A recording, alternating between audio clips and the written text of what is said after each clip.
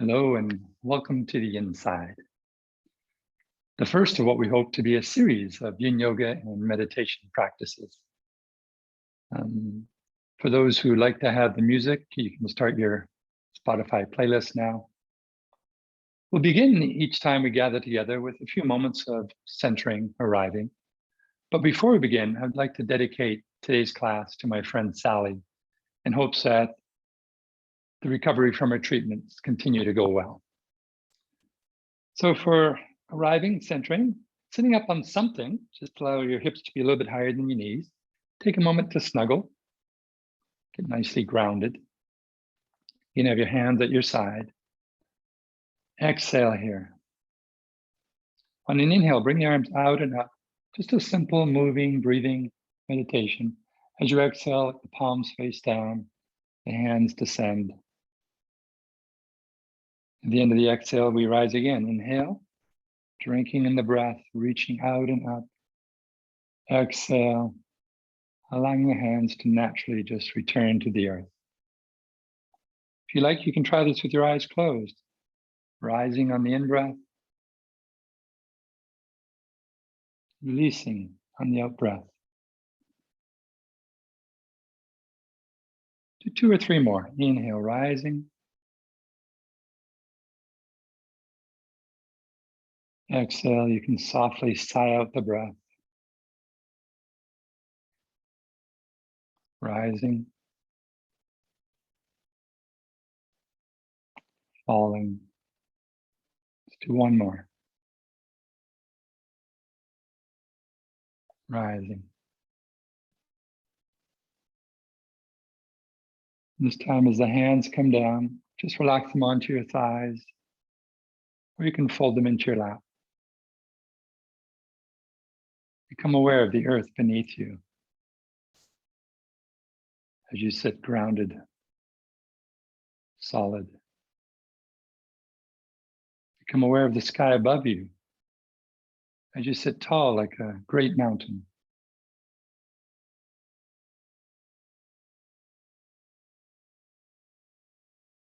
Become aware of the space all around you. The temperature of the air against your skin, the light touch of your clothing. And to all of this, add an awareness of the breath within you. Noticing what happens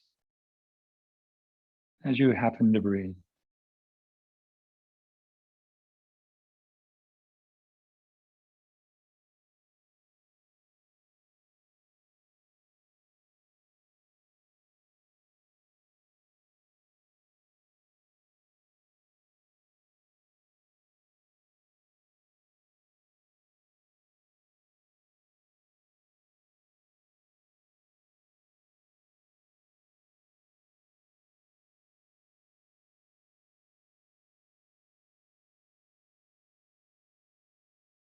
A couple more breaths.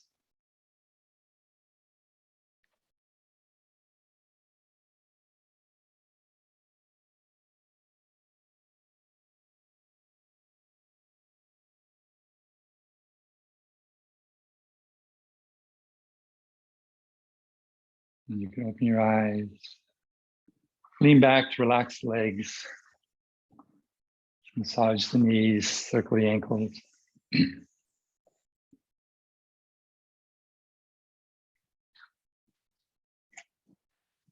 We'll begin with our first yin posture. This is a very simple one, a good one to begin with. It's called the long-legged butterfly. It's a very spiritual pose. It's the meeting of the soles. So bring the soles of your feet together.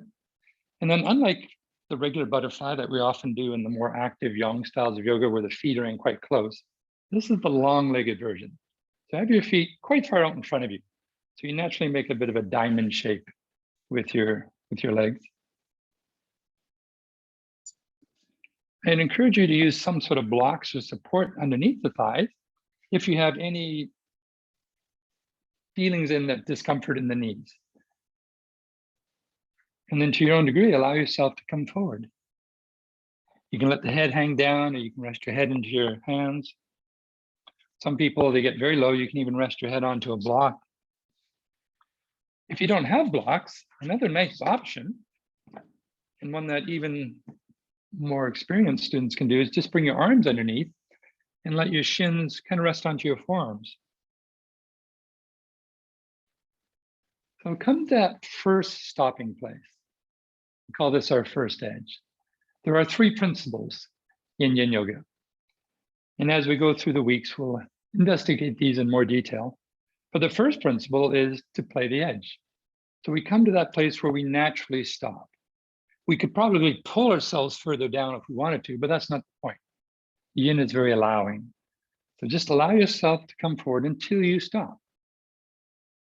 The second principle is becoming still, which simply means that we don't fidget around, we don't constantly move. We come to the edge, then we become still. The third principle is time. We're going to be here for a while. We want to marinate in the juiciness of the poses. You come to that first edge. Now, for some of you, you might find that even that first edge is too much. If for any reason you find rounding your spine is a little bit too much flexion for the spine, then don't come forward. Just stay up, sitting like this. Or alternatively, you can have a bolster and you can do the reclining version of the butterfly, where you still have your feet together, but you lay over the bolster. So in this way, there's no flexion of the spine at all, and we're just feeling it more into the hips and the legs.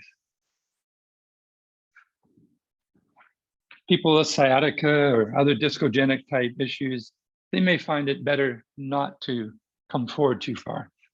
But just sitting will already put your lumbar spine into full flexion. If you reach behind you, you can feel your lumbar spine. You don't have that nice natural lordotic curve, which is the backwards curve of the lumbar spine. Just sitting like this tends to straighten out the lumbar. So it is fully flexed. As we come forward, we also start to bring that flexion higher up the spine into the thoracic spine. So find a place that's doable, that's workable for you. Now, throughout our practices, I'm going to offer 3 different tracks. Track 1 are for the people who are just getting into the practice. They're maybe naturally a little bit stiffer. They don't have much range of motion. Just follow the track 1 options. Track 3 are for the students who are cursed by being flexible. They're the ones who just simply flop right down on the floor and they're not feeling very much. So for these people, we have to give different options in order for them to create some sensations in the tissues. Track 2 are for the people who are somewhere in between that. They have some degree of flexibility, but they're not super flexible. The intention of the practice is not to make it to track 3. Remember, the track 3 people are the ones who are unfortunately cursed by being flexible. They have to go to these deeper postures or deeper shapes in order to get the sensation. But as long as you're feeling something, then you're getting the benefits from the practice. So if you just even come forward a little bit and you feel something in the legs, the hips, or along the spine, then you're doing the pose. It doesn't matter what you look like. What's important is what you're feeling while you're in the poses. Now, as we hold for time, you might find that that first edge you had moves. You might find you can go a bit lower. Maybe bring your elbows in front of your shins. Maybe you let your head drop down a little bit lower as well. So in this way, we play the edges. And that's going to be our theme for today. We're going to talk about playing the edges. Now, on a physical level today, we're going to be targeting mostly the spine. But that doesn't mean that we're also going to not get stress in other areas. So even though in this butterfly, we're rounding the spine, flexing it, you may also feel a lovely tugging through the inner groins, maybe some compression outside of the hips. Those are bonuses. That's good too. So we may have multiple targeted areas. Let's just stay here for 2 more breaths.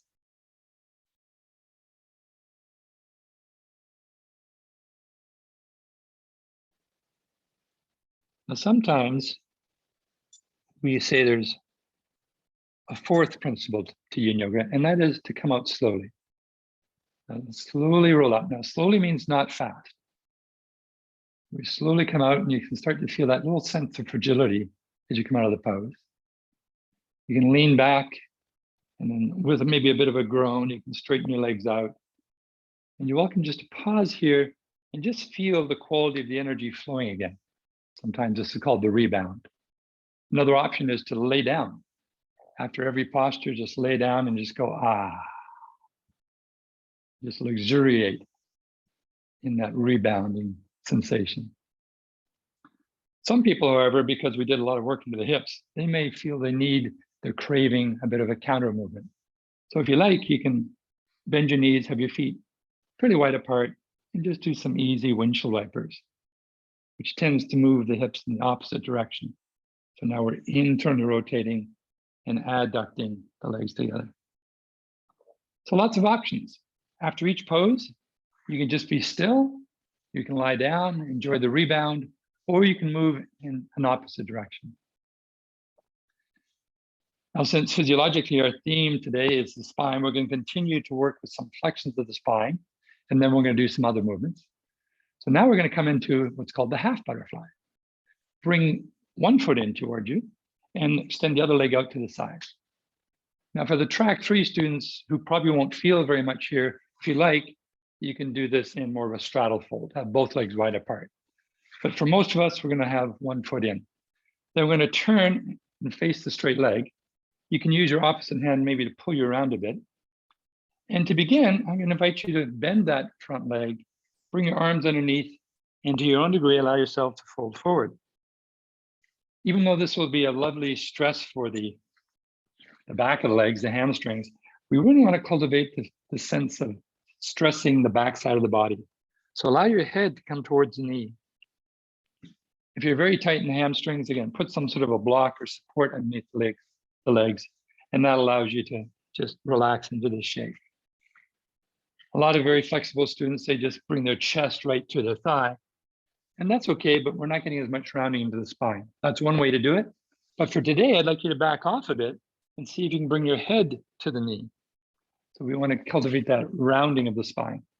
And again, if you have the arms underneath the legs, you can just rest the leg on the arms. Again, the 3 principles apply. First principle, come to the edge. Come to that place where you feel a challenge. Become still, and we'll be here for a while. We hold for time.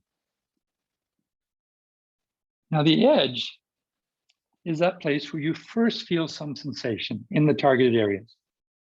Every posture has a target area. Today, as I mentioned, we're targeting the spine. But that doesn't mean that you won't feel other areas. You may feel it a little bit in the groins, although this isn't as deep abduction as possible. You may feel a lot in the back of the leg. That's great too. Those are bonuses. The main targeted area is the spine, so dropping your chin down to the chest. You want to feel something along the back, upper back, and maybe even to the neck here. But we come to that first edge. That's the first stopping point. We're not trying to go over the edge. If you go over the cliff, that's where death and destruction awaits. But we do want to feel something. We need some stress in the tissues. So we just come to that first spot, and then we pause, we wait. And then something very mysterious may happen. As you wait here, you might find that your edge changes. That quality of resistance kind of ebbs a bit. You might find that you're invited to go a bit further. So if your edge does recede, moves away from you a bit, it's okay to follow it. So even though the second principle of practice is to become still, there are 2 exceptions to that principle. The first exception is when the edge moves, it's okay to move to find a new edge. So this way we simply play the edges. The second exception to that principle is if while you stay here, the sensations become too much. We do want there to be a sense of discomfort.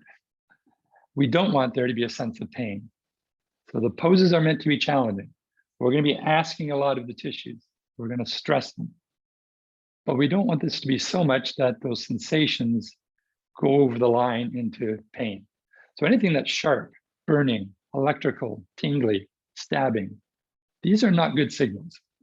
There's your body's way of telling you to back off. You're on the verge of hurting the tissues.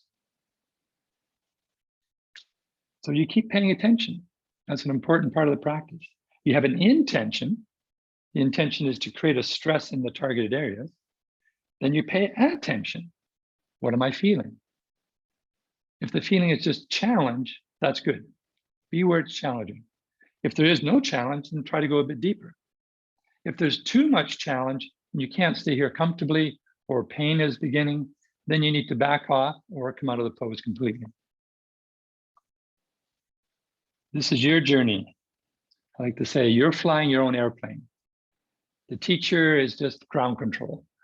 Teachers, we're just giving advice, but you're in charge of the plane. So you have to decide what's appropriate. Let's stay here for one more minute, if that is appropriate.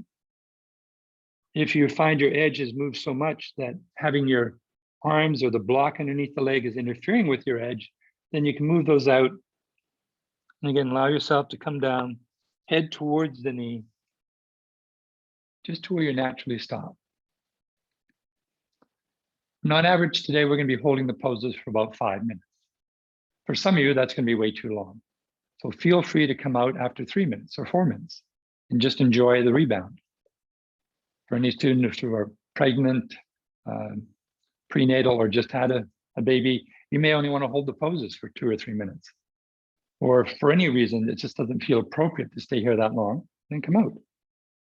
Otherwise, we're here for 1 more minute. Oh, sorry, 10 more seconds. Now the track 3 students, because you're track 3, you can stay here, but everybody else, we're going to come up. Slowly coming up. Track 3, because you don't really get as much juice as everybody else, you can stay here.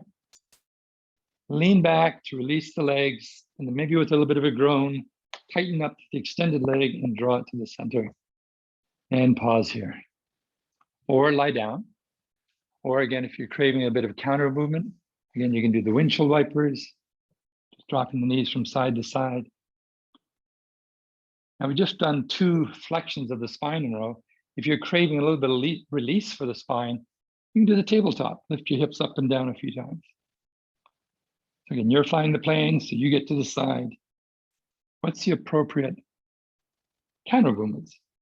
Or maybe just lie down and enjoy the rebound. Now there's no hurry or rush to do the other side. So go at your own pace, but when you're ready, draw the other foot in. If you had the right foot in last time, bring the left foot in, extend the other leg out to the side. Now for the track 3 students who are still down over the one leg, make your way all the way over to the other side. Turning and face this leg, you can use the opposite hand to help pull you around. And then again, for most of us, we'll bend the knee, put a block or some support under the knee, or just use your arms underneath the leg. And to your own degree, allow yourself to come forward until you naturally stop, till you find that first edge. Now, there's a bit of an optical illusion that sometimes happens here. We just spent 5 minutes getting low on this first side. Now, on the second side, we might feel very high up. Well, that's because we spent 5 minutes releasing into the tissues. Here, you're going to start a bit higher. That's natural. So don't force it. Just come to that first stopping point. Become still. And we're going to marinate here for a while. We keep exploring the edge. Again, the edge is that first stopping point. And then mysteriously, after a minute or 2, the body releases. What's actually happening there when the body releases? You feel like you're softening. Now you can go deeper. We don't really know. There's a number of theories. One theory is that it's neurological. The brain senses the amount of tension in the muscles, in the ligaments, in the fascia. And the brain has a set point where it fears if you go too far, you may damage these tissues. But as you hold the poses, the brain starts to reorient and says, well, actually, this isn't so bad. I'm not hurting anything. So maybe I'll tone down the stiffness in the muscles. The muscles always have a certain amount of tone to them at any one time, even though you're completely relaxed.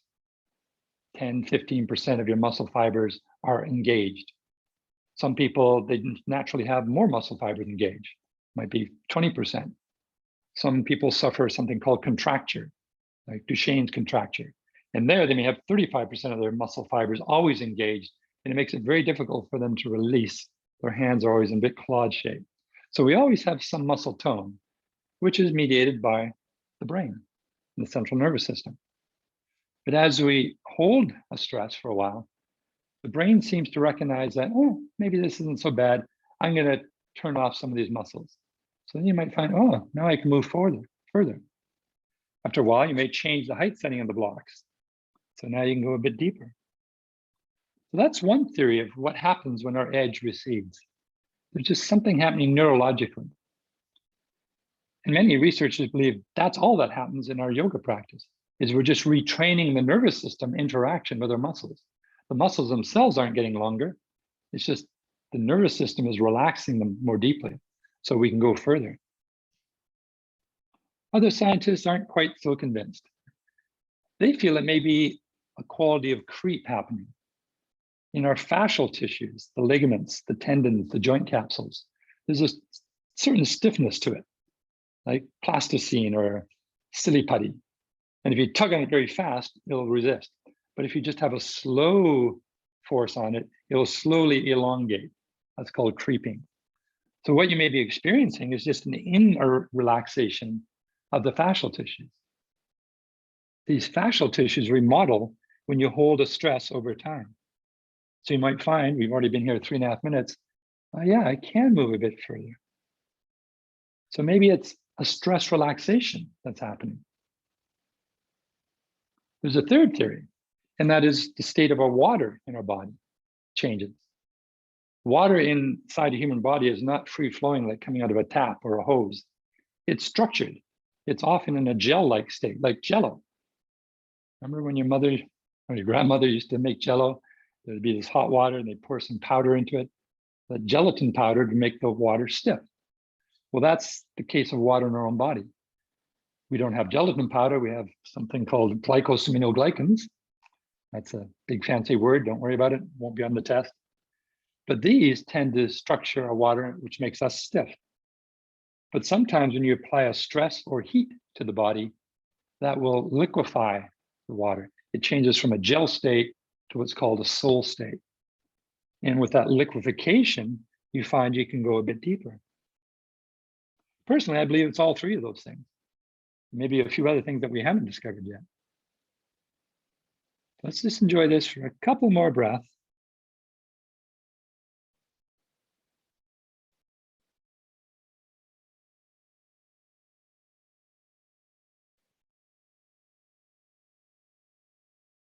In track 3, again, those that are very flexible, stay here. Us normal people will start to come up now. Again, you can lean back, straighten the bent leg. With an effort, bring the other leg in beside. Either just pause here, lie down, enjoy the rebound. This is one of the reasons people keep coming back to Yin Yoga. It feels so good to come out of the poses. Or if you're craving a bit more release, again, your option. You can do the windshield wipers or tabletop. Just to stimulate energy to flow once more.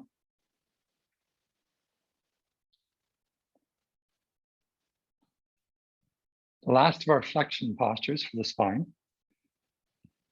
Track 3 students, you can come up and bring the legs together. We're going to come into the caterpillar. The caterpillar is simply a straight-legged forward fold. But again, this time we're going to have the knees bent to start. You can either bring a block underneath the legs, or you can bring your arms underneath the legs. And that's going to help you release the hamstrings so that you can come forward enough that gravity is going to draw you down.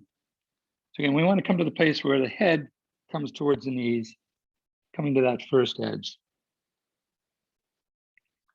Don't be in a hurry to go deeper. Again, the point of the pose is not to lay your chest on the legs. That's the direction of the pose.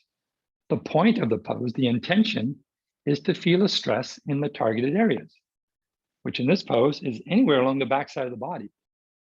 So here you might feel a nice tugging along the spine, along the upper back, the neck, certainly along the hamstrings as well, the back of the legs. You just come to that point where you feel something. And then we become still. And I invite you to notice the edge and pay attention to the changes. That's how the edges start to move a bit. Again, the practice isn't always deeper, deeper, deeper. It's not linear that way. Sometimes you go deeper, but then you might stop, then you go deeper, and you might stop, and then you might find you have to back up a little bit. So it's not always go, go, go, go, go. It's go, stop, check it out. Go deeper, stop, check it out. Back up, stop, check it out. You just want to be where there's sensation in the targeted areas. Now again, stillness is the second principle of practice. So we're not constantly moving here. We want to be still enough that the body can relax. When the body relaxes, the breath relaxes. Just be where this works for you.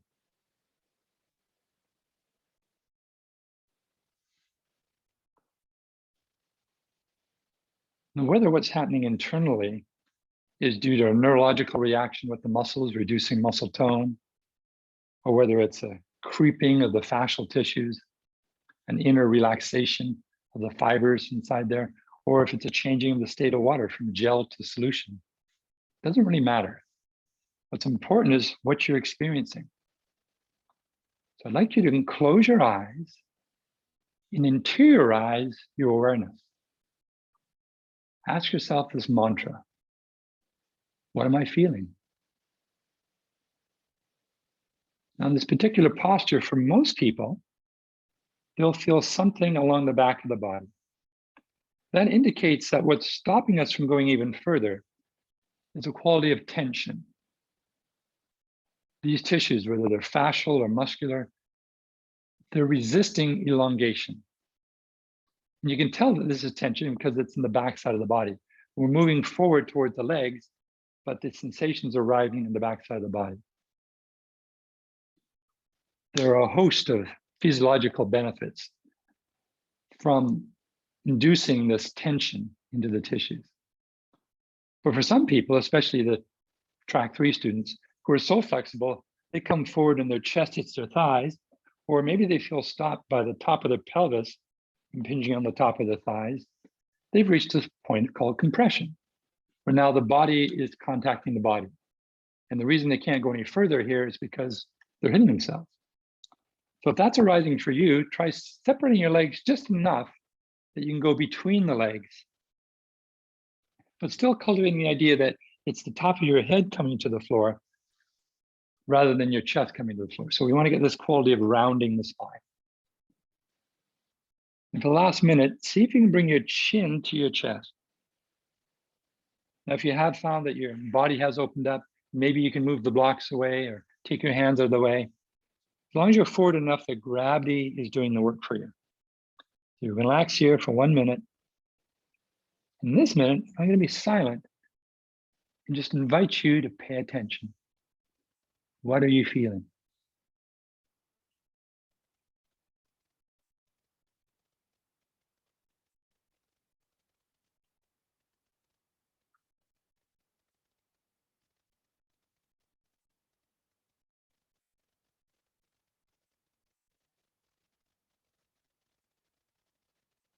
Last 3 breaths.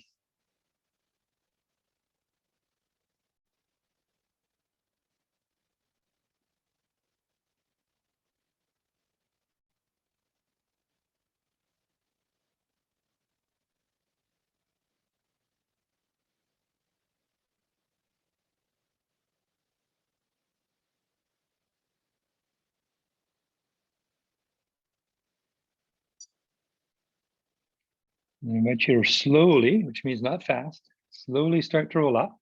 If you're already up, that was fast. We want to do this slowly. Pause here for a moment. And then ease on down until you're lying on your back. Come all the way to the floor.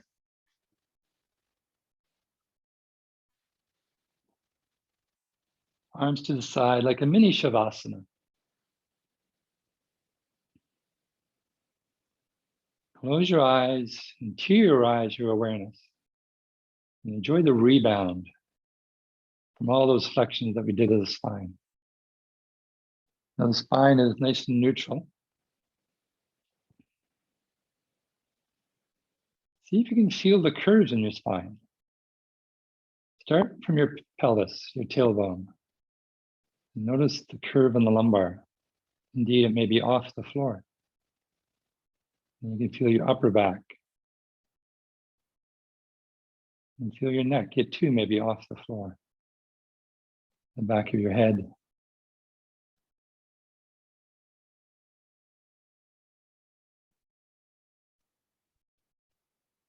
With the least amount of effort, roll over onto your stomach.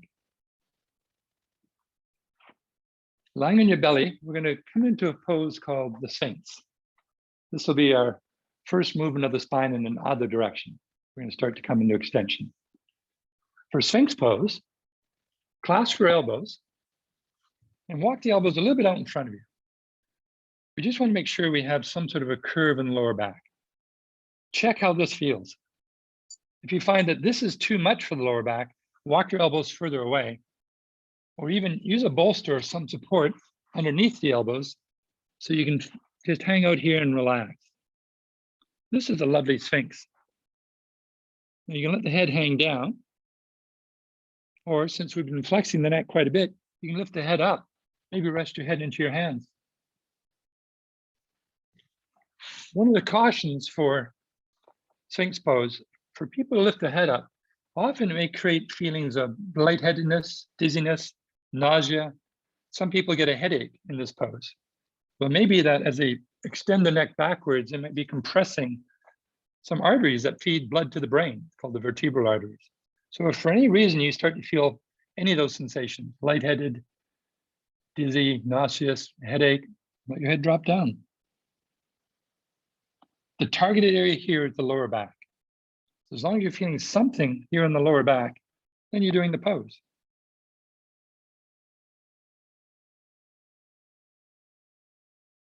So we come into the posture, finding that edge, and we become still. And we're going to hold here for a while. And again, I invite you to close your eyes, interiorize your awareness, and notice what this feels like. Now, it may happen after a couple of minutes. The sensation in your lower back doesn't feel so significant. You might start to lose your edge, because remember, the edge recedes with time. If you've lost the edge, an option is to try to bend your knees and bring your heels towards the buttock. One question I'm often asked in an in-person class is, how far apart should the knees be? The answer is, I don't know. I don't particularly care. Every body is different. The shape of your femurs are different. The shape of your pelvis is different. So you can experiment with what your plane is like by try this with the knees together, and then try it with the knees quite wide apart, and see which version gives you the appropriate amount of stress in the lower back. And appropriate means not too much. We don't want any pain there, but not nothing either. You want to feel something. Now, if this has become too much, again, another option is just to lay down with your forehead onto your hands. And for many people, just lying on the stomach is sufficient. That's all they need. They're still getting the benefits of the pose. Other people, however, they may need to prop themselves up, put blocks or bolsters underneath the elbows, and that lifts the chest even higher. And again, you can add bending the knees. Again, we're not trying to get to the maximum amount of stress. We just want to get to where you're feeling something. And for the track 3 students who still aren't feeling anything, remember, we're not trying to become track 3 students. This is just advice for those who don't feel anything. They need to go a bit deeper into the poses. You can transition to seal pose. For seal pose, have your hands a little bit wider than the mat, and then walk them underneath the shoulders. Now you've got a fairly deep back bend happening here. A lot of people try this. They want to become track 3. So they're doing this seal version with the hands way out here. This is not seal. This is ego.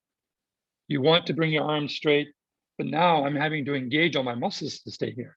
And I'm actually not getting any higher back bend because I was here already with the elbows. So this is not seal. If you're doing this, please just stick to track 2. But for the track 3 students, you're coming all the way up, then you can hang out here. Now pay attention to the feelings in your hands. For some track 3 students, when they do this, they start to get tingling in the hands. And it may be that you're pressing down your shoulder blades too much. When you do that movement, your collarbone, your clavicle goes down, and that reduces something called the thoracic outlet. There's not as much space there. There's a bundle of nerves that come out from the neck to the arm called the brachial plexus. And for some people, when they really push their arms down, that compresses the nerves. So instead, allow your shoulders to come up by the ears. That's okay. And you might find that reduces the tingling. If that doesn't reduce the tingling, then just come back onto your elbows. We're here for about another 30 seconds. So again, close your eyes, into your eyes. Notice what you're feeling.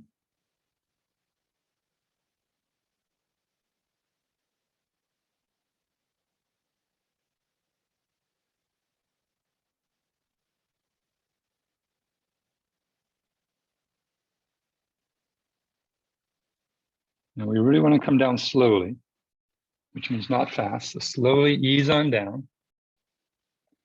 As you come down, turn your head to one side. You can rest your cheek on your palms. Whichever way you turn your head, slide that knee alongside you on the floor. Pause there and enjoy the rebound.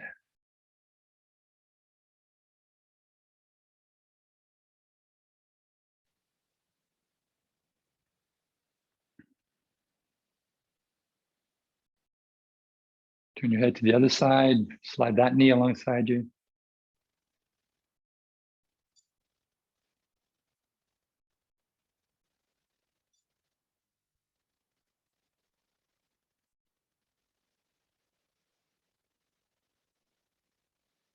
And then easily, maybe with a little groan, roll onto your back.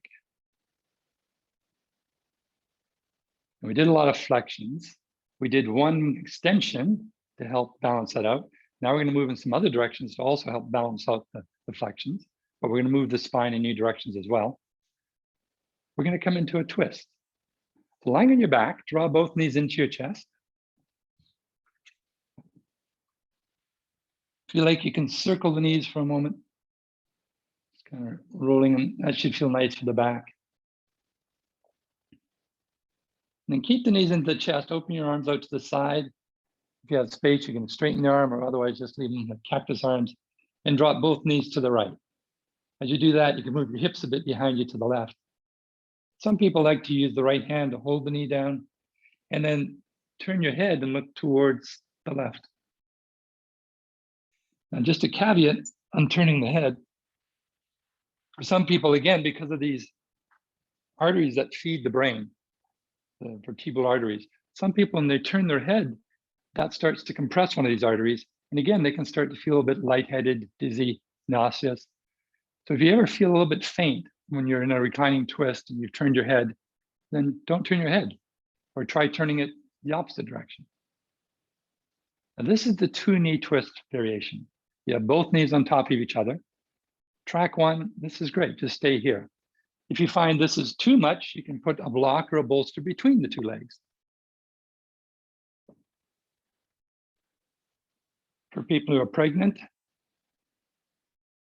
or if you had a big meal, you may not want to do this twist lying on your back. You can do a seated twist. You can come up to sit and simply hold a twist in that position. For the track 2 and 3 students, however, we're going to transition now into a 1-knee twist. And to do that, keep holding the top leg, but let the bottom leg slide straight out behind you.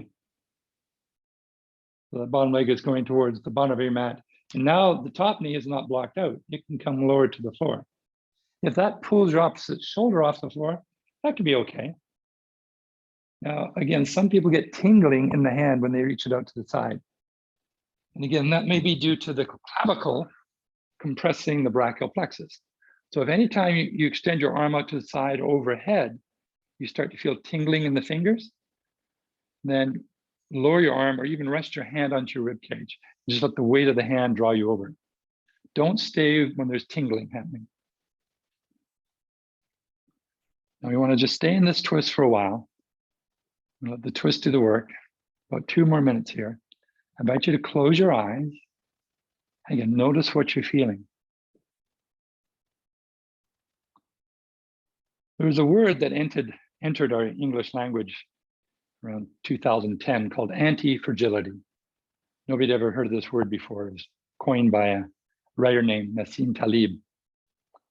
We all know what fragility is. Something that's fragile can easily break. Machines are fragile. Machines eventually wear out and they break over time. But living organisms are actually anti-fragile.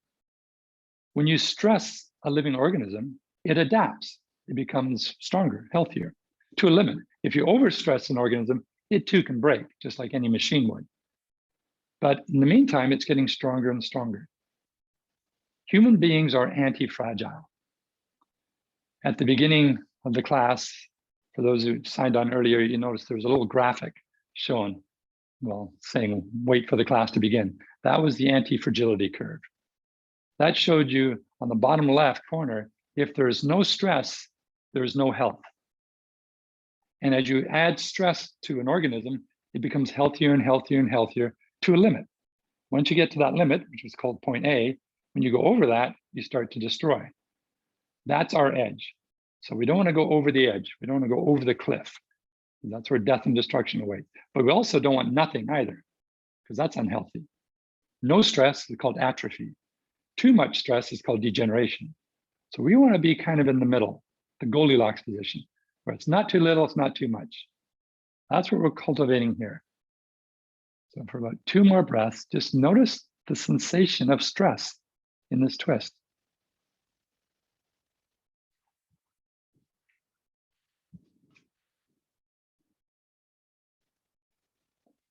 Now on your next inhale, come back to the center. Keep your knees bent, feet on the floor, move your hips to the centered, and then straighten the legs. Have your legs quite wide apart. Relax here and enjoy the rebound.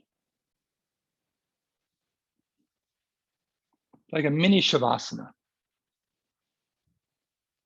Just lying there, eyes closed. The legs as wide apart as you can get them. This is preparing us for the next posture, which will be the Bananasana. So we moved the spine in flexion, extension, and we've twisted it. We're also going to add a lateral flexion now. So when you're ready, we did a twist to the right. Bring your right leg all the way over to your left leg. Don't move the left leg, just slide the right leg all the way over. So now you're making a nice curved shape, like a curved banana. Hopefully you feel something on the right side of the body. And then bring the arms over your head, clasping the elbows. Start to move your upper body to the left. So we're trying to increase that curve. Now it's not easy, but do as best you can. The caution here is to make sure the right hip doesn't roll off. You want to keep both buttocks on the ground. Both buttocks include your right buttock. It's part of both by definition. So don't let yourself tilt to the side. It's simply a pure side bending. Now again, because you have the arms over your head, some people get that tingly feeling in the fingers. If that happens to you, rest your forearms onto your forehead or use a block underneath the arms or a bolster. But just try to get to that shape where you're feeling this lovely tugging along the side of the rib cage, side of the hips, your whole IT band. A lot of runners really crave stretching their IT band. And then once you feel like you're kind of at a decent edge, try adding a little bit of dessert here. Cross your ankles. Now, if you cross the right ankle over the left ankle, you'll feel that little bit extra juice, a little bit more tugging. However, some people like to cross the outside, the left ankle over the right ankle, and that locks the legs in.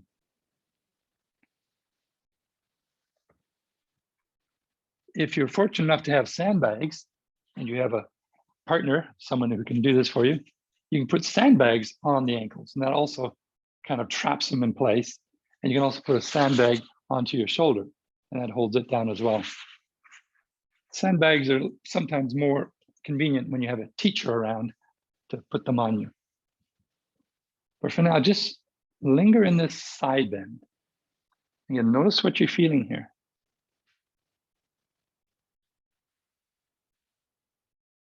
We want to feel a sensation. That's the edge. We want to feel something happening here. Again, we don't want it to be too much. You don't want to go over the cliff. So we're already halfway through this one. You don't need permission to come out early. If this is becoming too much, back off a bit or even come out and just lay there in Shavasana and enjoy the rebound. Bananasana is a very appealing pose. I think people like it because we're not really doing anything. It's very yin-like. It's very passive. The shape is doing the work. And you really don't feel too much while you're in the pose. But later, when we ask you to come out, then you'll notice, something was going on there. Now, I've been doing a lot of talking, which I tend to do. But for the rest of our journey, I'm going to be quieter. I'm just going to guide you in and out of poses. And I'll keep reminding you to pay attention. The definition of functional yoga is to have an intention, targeted areas that we want to stress or create some challenge in. And then you pay attention. What am I feeling? So for the last 4 or 5 breaths here, close your eyes, into your eyes.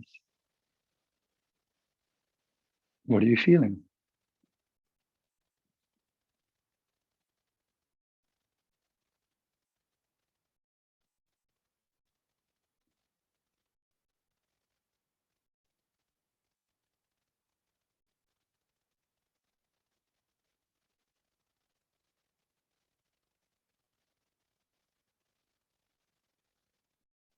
One last breath.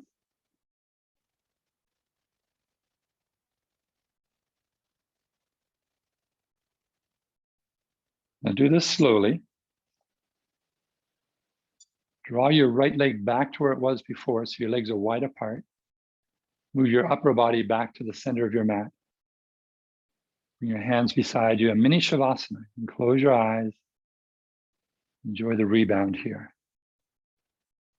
That's one option. Another option is to hug the knees, circle the knees, if that feels more appropriate.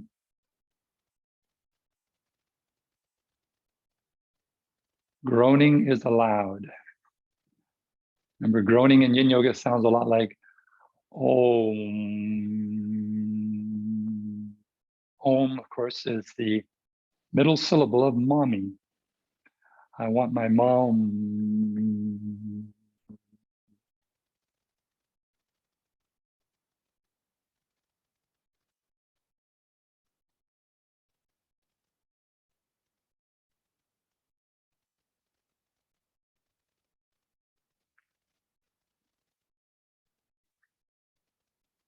And we have one more side to do on the banana. Keeping your legs as wide apart as they can go. This time we're going to bring the left leg over to the right leg. So draw that leg as far across as you can. Keep both hips on the ground. So if you have a sandbag, put it on your left hip. And then clasping your elbows over your head, start to move your upper body as far to the right as you can go. So now you're making a nice side curve in the opposite direction. You just want to get to the place where you feel a lovely tugging along the whole left side now, maybe through the elbow, rib cage, outer hip. Don't be in a hurry to cross your ankles. Give yourself a chance to kind of play the edge here. Notice what you're feeling.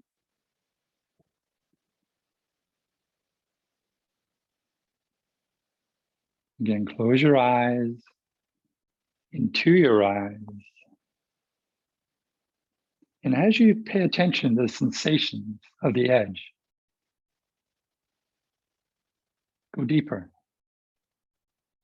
What does the edge actually feel like? As if you're supposed to write a 300-word essay on the sensations of Bananasana. How would you describe what you're feeling?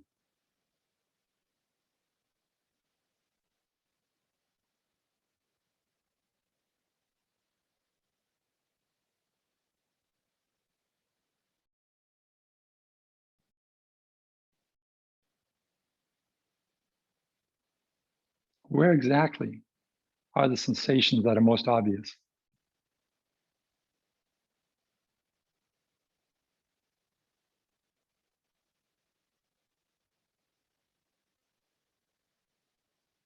Are they superficial? Are they on the surface of the body? Are they deep?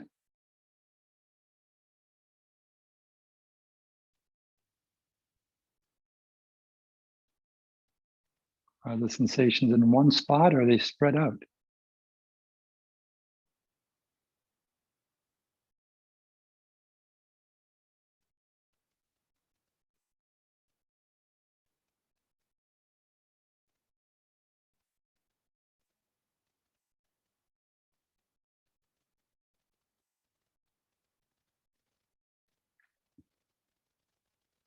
Do the sensations have a bit of a shape to them?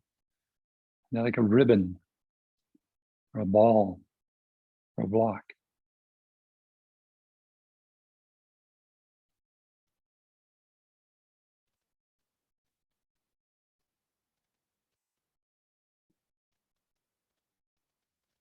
You've been here for 2 minutes already. If you feel like your edge has moved, you can move your legs a little bit more to the right and maybe cross the ankles. Again, you can experiment with which ankle's on top, which one feels more appropriate for you. And then come back to noticing sensations. Are the sensations constant or do they throb? Do they move around? Do they come and go?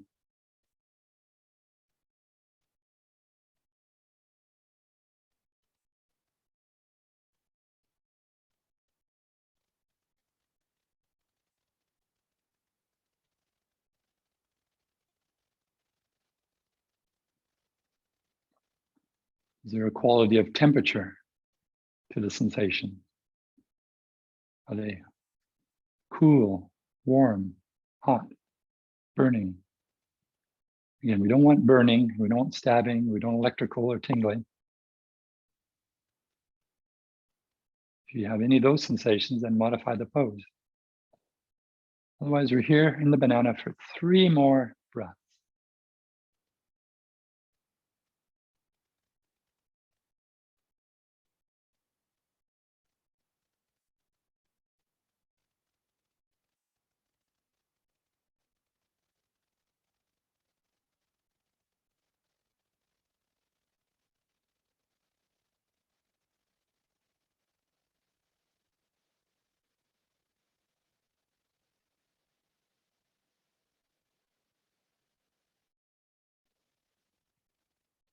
And slowly draw your left leg back wide. Move your upper body back to the center of your mat. Pause here, close your eyes, groan, moan, sigh. Enjoy the rebound. We just asked a lot of our tissues. Now the tissues in their own way are saying, thank you. Boy, I needed that. Please don't ever do that again.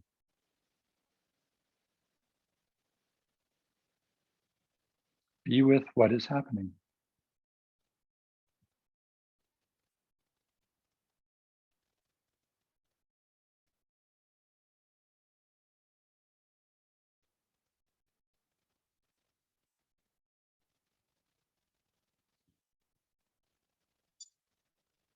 Now you may have noticed we only did the twist on one side. So now we get to complete the other side. Draw your knees into your chest. Start by just hugging the knees, circling the knees, massage out the lower back. Enjoy this. Now, the previous time we dropped both knees to the right. This time we're going to drop both knees to the left. So go ahead and drop both knees over to the left. You can lift your hips up and move them a bit behind you to the right. You can use your left hand to hold the knees down, open the right arm out to the side. If your neck's okay, lift your head up and turn and look towards that right hand. But again, if you get any tingling in the fingers, either now or while you're in the pose, or even when you come out of the pose, then you might not want to have the hand so high up. You can lower it or just rest your hand onto your rib cage. If turning your head creates any sense of lightheadedness, dizziness, nausea, don't do it. Again, if you don't want to do the twist Lying on your back, then do a seated twist.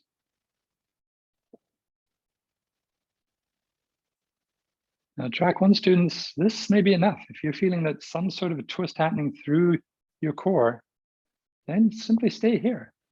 Enjoy it. Time is more important than intensity. You don't have to go deeper if you're feeling something. But for the track 2 and 3 students who aren't feeling anything, you can transition to the 1 knee twist. With your left hand, keep holding that top knee, the right knee, but slide the bottom leg straight out behind you. That gives you more room to bring that top knee down, deepening the twist. And that lifts your right shoulder off the floor. That may be okay. Or you can put a block or some support underneath the knee or the shoulder. And again, close your eyes, interiorize your awareness. Notice what this feels like.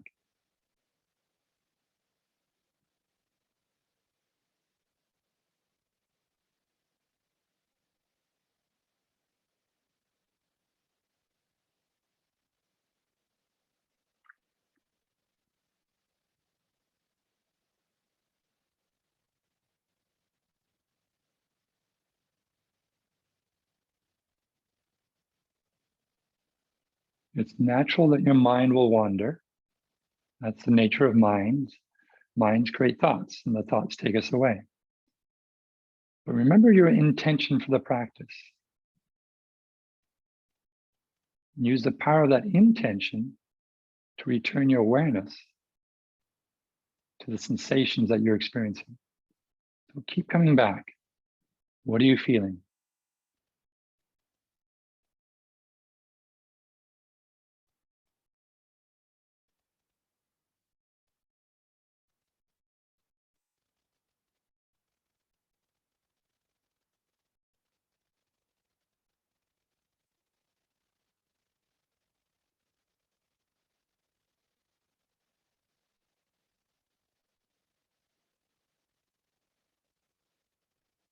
We have 1 more minute here.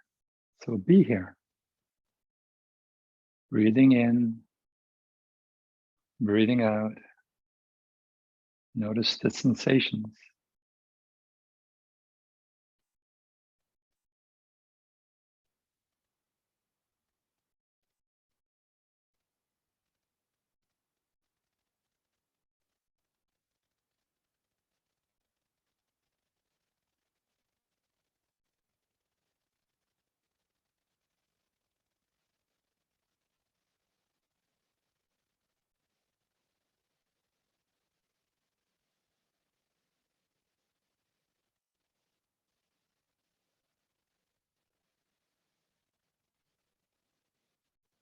One last breath.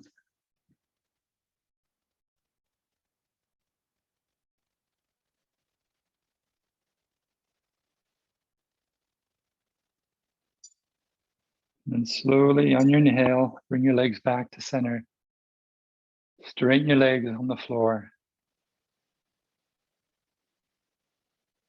The last couple of minutes before we go into our long Shavasana for the day, we're just going to do one little bonus extension of the spine.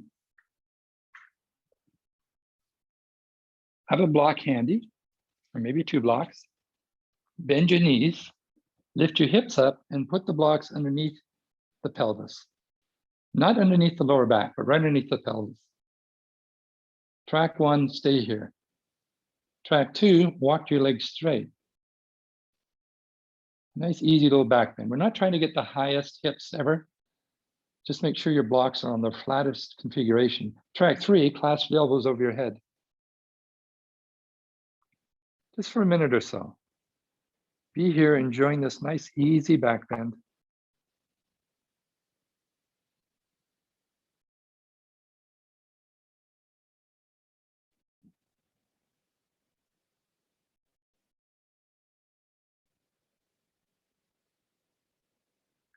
And the intention of this pose isn't to be the deepest back bend ever. Just a little release for the lower back. And with the arms overhead, you feel maybe a nice tugging in the top of the thighs. Whatever sensations are arising, notice those. Be with your present experience.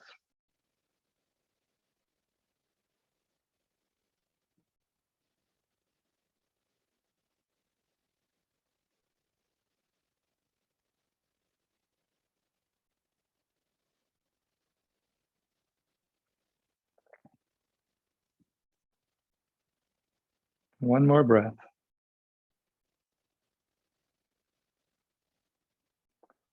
We come out the way we went in, so bring your arms beside you. Walk your feet back so the knees are bent. Press your feet into the floor. Lift your hips just a little bit. Move the blocks away. Slowly lower down. You can pause here, or if you're craving, you can hug the knees into the chest or circle the knees.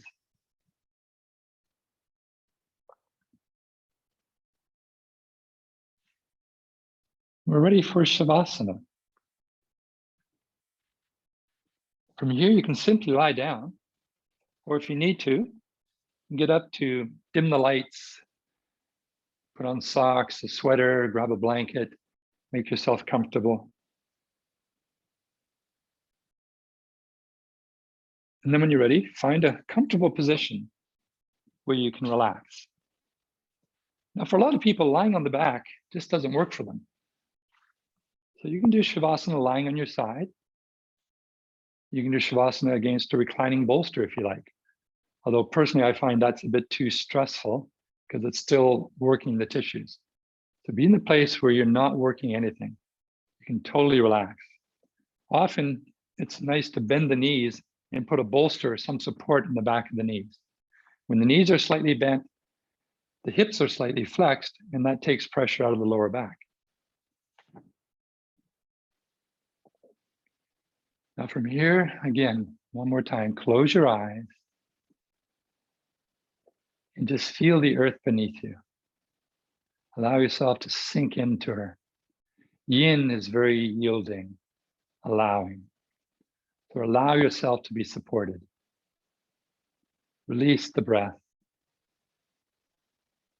Become aware of your feet. Allow your feet to relax. Relax your toes, the arches of the feet. Relax your ankles. Draw your awareness along the shins to the knees and feel your knees releasing their tension. Relax your knees. Your awareness moves along the thighs to the hips. Feel the hips softening, letting go. From there, notice your sacrum, your pelvis, releasing into the earth. Relax your pelvis. Soften your belly, your lower back. Feel your middle and your upper back also releasing into the earth. As you relax your ribs, your chest. Then on your next soft exhale, relax your shoulders. Notice how good that feels. Do it again. As you exhale, relax your shoulders. Notice your arms have become heavy. Relax your wrists, your thumbs. Become aware of the space around each finger. Feel the energy in your palms as your hands relax.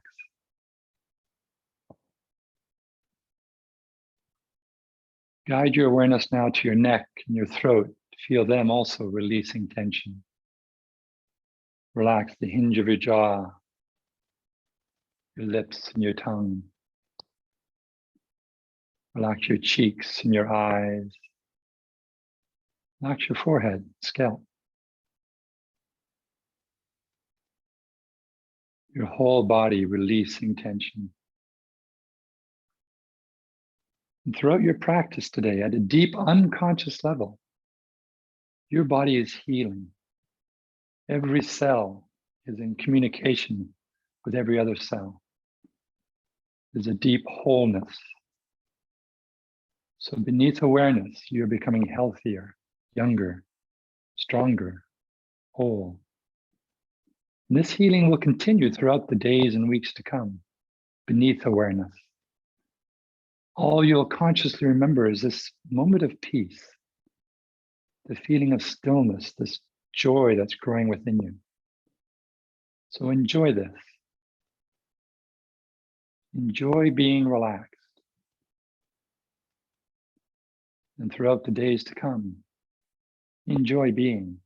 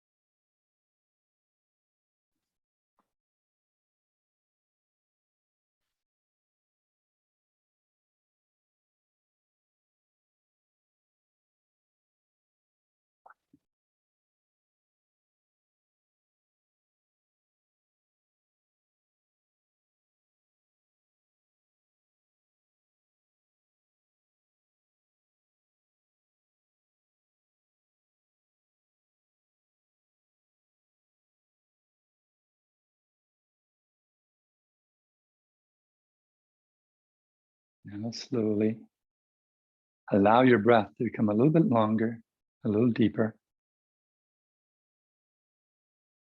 Bring a bit of movement to your fingers and your toes, circling your wrists and ankles.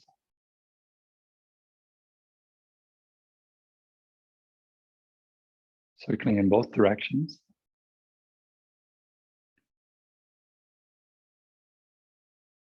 And we'll reawaken with a big stretching yawn. Bring your arms over your head, interlock the fingers, take a deep inhale, and then stretch. Open your face as wide as you can. Reach, push, pull, and release. Roll to your left side. Use your bottom arm as a pillow for a few moments. Feel the echo of your yawn.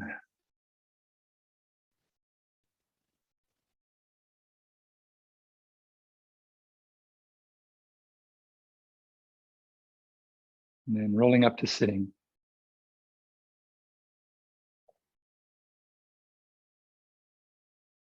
We'll finish the Yin Yoga practice with just a chanting or a humming. So if you like Om, you can chant Om.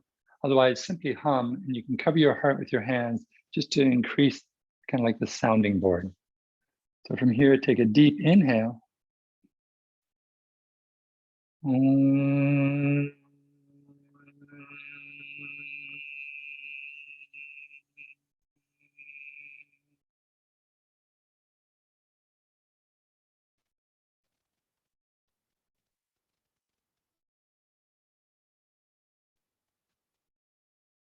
I know many of you will choose to leave us now. So I thank you for attending. Hope you'll join us again next week. For those that want to stay for the optional meditation, we'll begin right away. So again, as we've done before, take a moment to snuggle, sitting up on something. From the floor, through your core, sit up nice and tall, let the heart open, the shoulders float back and down, the hands relaxing onto your thighs or folded into the lap. The chin is in slightly, just so the ears are above the shoulders. Tongue is to the roof of the mouth, just behind the teeth.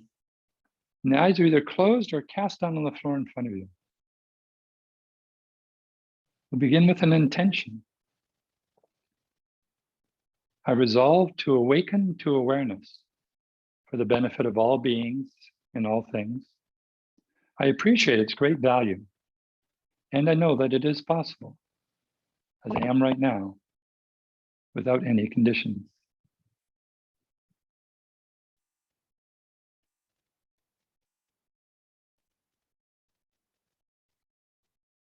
Become aware of your breath, noticing what happens as you happen to breathe. And count 1 as you inhale. Count 2 as you exhale. Next inhale is 3. Exhale is 4. Just keep counting this way until you reach 10 and then start over. If you go past 10 or you get lost, simply start at 1.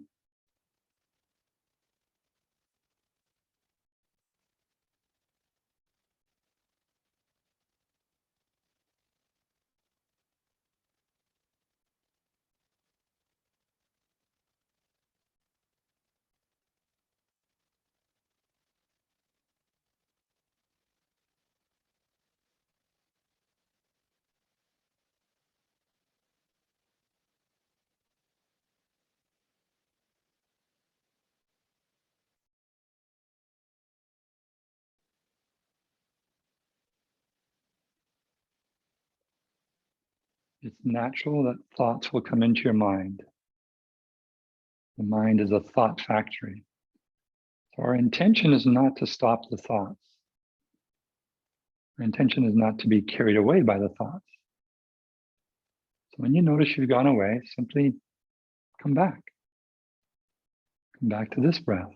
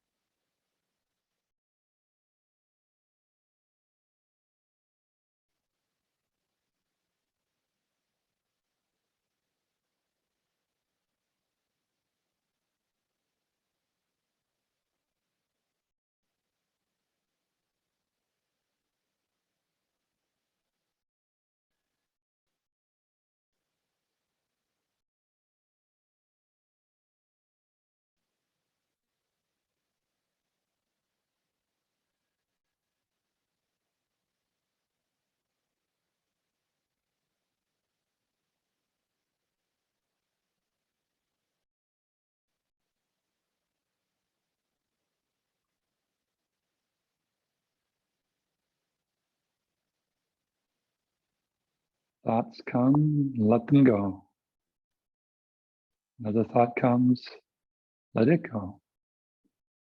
The practice really is one of returning, of being distracted, going away, and coming back. Come back to this breath, counting the breath.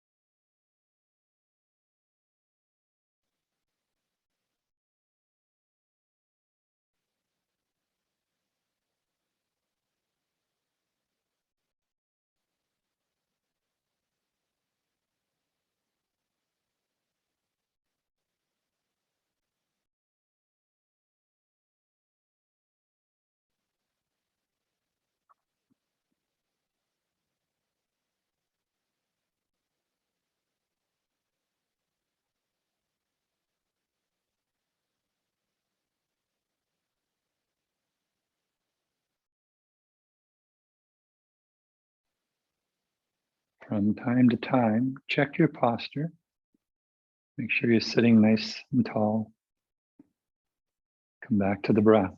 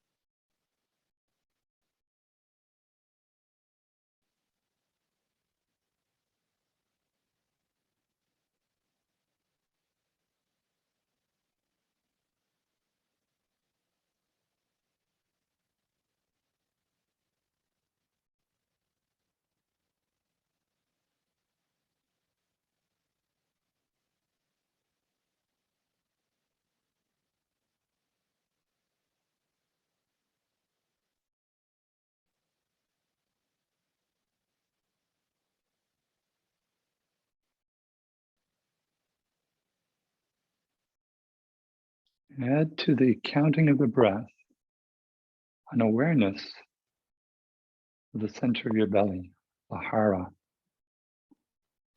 Just as our thoughts often feel centered in our head, feel the breath centered in the belly. It simply means pay attention to what the center of your stomach feels like as you happen to breathe. Still counting the breath.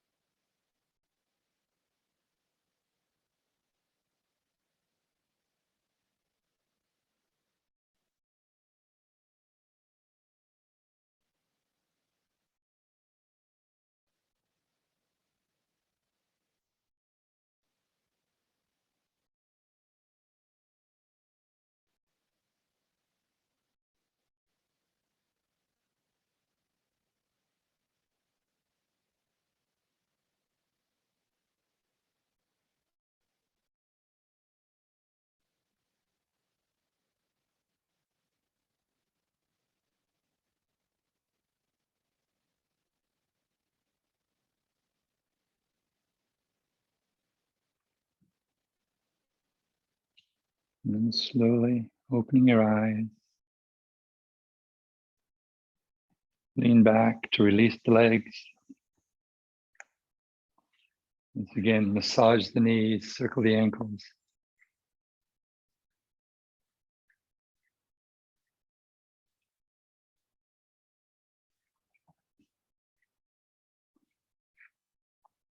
And this will conclude our first practice together for Yin Yoga and meditation. Again, you can watch the replay as long as you like. It'll be live and up until next week, just before the next class begins. And I'll just leave you with a little mantra meditation. The hands together, touching forehead between the eyes. Skillful thinking leads to skillful speaking. Skillful intention leads to skillful action. Until we meet again, take care, be safe.